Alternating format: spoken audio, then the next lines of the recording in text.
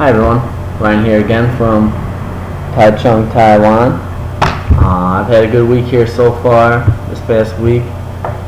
Some of the new foods I've eaten have been entire squid, some stinky tofu, which is an understatement because the tofu actually smells like elephant poop, and a chicken heart.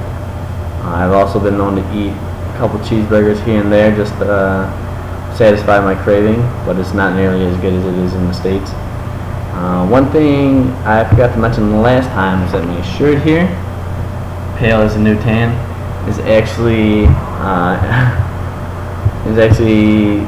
accepted here. Everyone here wants to be as pale as possible. Everyone walks around with umbrellas. At least the women here walk around with umbrellas. They try to avoid the sun. They do not think being tan is attractive. I kind of fit in pretty well here. I'm not the first one to suggest that we walk in the shade when we walk down the street. Mention some of I have two roommates here in Taiwan I forgot to mention. Jeff, who's from Canada, and Juan from Spain. They are both med students, so they're in the hospital doing research and everything. They're observing liver transplants, etc. I've also met Ilana and Camila from Poland. They are also med students. All four of us, or five total, have had some interesting conversations about how different our countries are, their health system, healthcare, and everything. Pretty interesting. Now, onto my research. Some of the new things that I've been observing have been the actual restenosis, which I talked about last time, because typically after I believe like 3 or 6 months after getting a stenosis, people tend to have to get a restenosis, so they get another one in because of the clotting and inflammation. So what one of the students here are doing, they have control, which is just everyone in the hospital who's willing to give the sample. They have another group who have had the restenosis after 6 months, and then another group who do not need the restenosis after 6 months. And she analyzes their DNA to see if there are any SNPs, to see if they're genetically susceptible to having a restenosis. Also with the research, I've learned that I am allergic to rats because my nose is running every time I go into the lab that has rats in there. And another interesting thing that is different here than it is in the US, that every time they go into like a room with like expensive equipment, they have to take off their shoes and they put on sandals instead. So they leave their shoes outside the doors, and when they walk in they switch into sandals, which is something I thought was kind of unique to hear. Some of the fun things outside of research here that I've done. And the other day I actually got to ride on the scooter through the busy streets here of Taichung, which I think I'm going to post below this post, so you'll be able to see that. I might also post some of the pictures of the food I've eaten right down below here.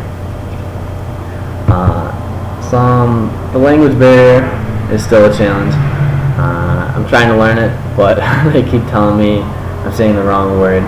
There's actually 4 different ways to pronounce the same word, which I hear is all the same.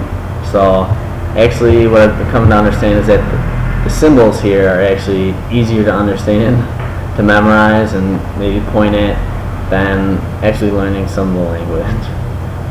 But today I actually ordered my first meal on my own.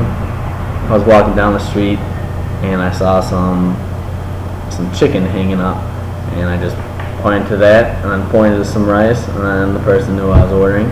But actually my tea, which I actually had to pronounce and say in Chinese, I actually accomplished ordering that by myself. It's let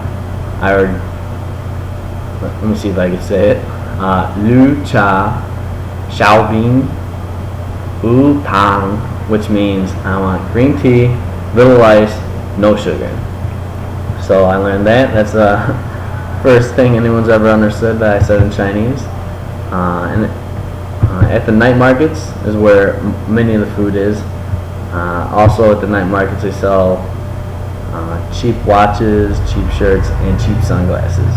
So food, watches, shirts, and sunglasses are the 4 things that pretty much every other stand is.